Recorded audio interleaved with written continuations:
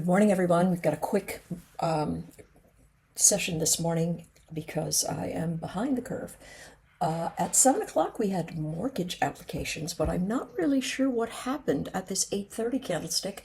I don't really see anything in there. So whatever came out, news, big, it might have been an earnings event, but we have got a monster spike. Take a look. Sitting on the 30-minute charts, we've got low, and then higher low again, holding the VWAP, value area low, value area high, very tight in this formation. And so if I expand it out, we'll go to the 4-hour so that we can see what's happening. A bottoming formation as I expected. I expect we have a pretty bullish event. There's a ton of gamma up at 5,300, but I do see us going into the 5,400 area. Notice what happened up here. We got into frontline resistance, filled the gap, and then absolutely collapsed. Not even sure why/where/what, but that's what happened there. Into heavy congestion, and it just rolled right over. Maybe old resistance from here, and then support became resistance. So a lot to cover, but this is a megaphone building, and so my suspicion is we might have ourselves a really big day ahead, higher levels.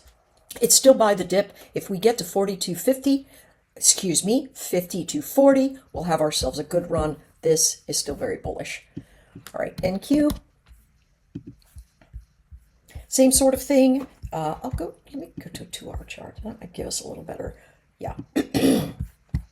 No, I like the 4-hour. It's fine.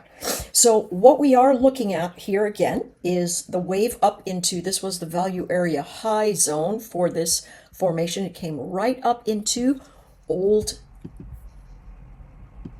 resistance that was broken, that possibly was old support in times way past. Holy smokes. Look at how far back we've got to go to get to that zone right around here. Wow. Okay. Very interesting.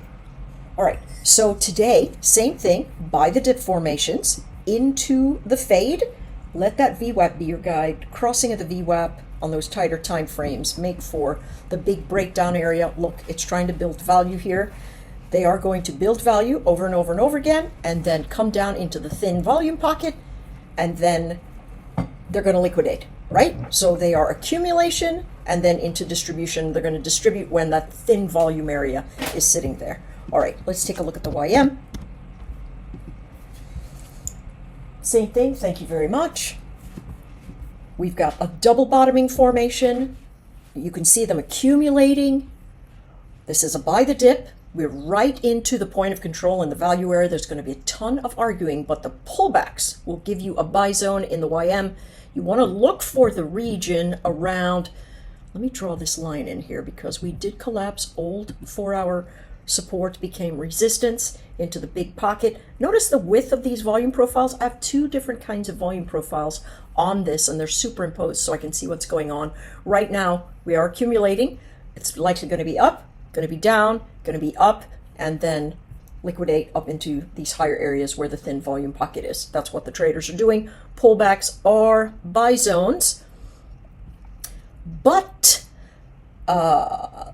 it might be better to look for the shallow pullback that continues, and then as resistance starts showing up around here, you can actually take the short and let the bounces be the sell zones. Yesterday it began at, the 10 o'clock candle here, and then started just rotating over, right? I mean, by 10 o'clock we started rolling over, which is very, very interesting. We'll see what happens today. Okay, high level to watch in the YM is 39,328 to 39,614. Low area, I don't think we lose this area at all, 38,740. Okay, maybe 38,840, so it's about 100 points there. I still recommend trading the micros while the market is being bananas. All right, here we are. Now, my thought was that we would get to this 75 area and break down. It did not. It pulled back, but then 75 or 74, 77 is now support. That's going to go into that resistance zone. Could be 77 next on the horizon. I do not like long oil right now, and I can't put my finger on why. So if I can't put my finger on why and I don't like it, I'm going to say it's bias. And so the topping formation here at 76 should fade. If it doesn't, we're off to 77 and then 78. Gold. That looks like it's in a rollover pattern. Gold bouncing again. This is a very messy chart. Pullbacks or buy zones into the value area low. I don't know if we're going to be lucky enough to get that area around 23.93, but 24.03 to 24.23 might be a very nice buy spot. Very congested, very ugly chart to trade. I would say cheap short up at 24.27-ish. Cheap long at 23.95 and nothing in between. SPY, same thing, building a base. Here's the lowest low, here's a higher low. Pullbacks are being bought, bottoming formation up into this 524. We still cannot get up over it. When we do, it's going to give us that shot into 31, but that's been 2 days since it's been up there. Yesterday we could only get to 24. So cheap long, 24.20, something like that, because cheap long means the moment that it breaks 524.60, 524.80, it's done because it's going to value area high, 526, 528, 530. Okay, cheap long going to be down here at the 516 area. Why is it a cheap long? Because the stop will be very tight down here at the 515.90 region. Okay, Qs.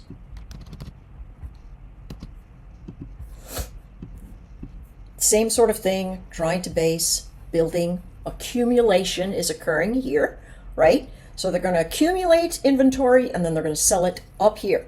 Okay, that's the plan. They're filled in the base. They're going to sell it up here, and it all depends on who's waiting up here to see if it moves further. So what are we doing? Buy the dip. Cheap long, 434.75. Cheap short, 446. Really, the cheap short should probably be about 447. But the stop is still going to be about 30 to 40 cents wide before another fade. They're probably going to try and bring it back higher lows and shoot it out for distribution. That is my thought. Good luck trading today, everyone. Come watch me on Fast Markets, on Top Step TV, on the YouTube channel if you're so inclined. Take care.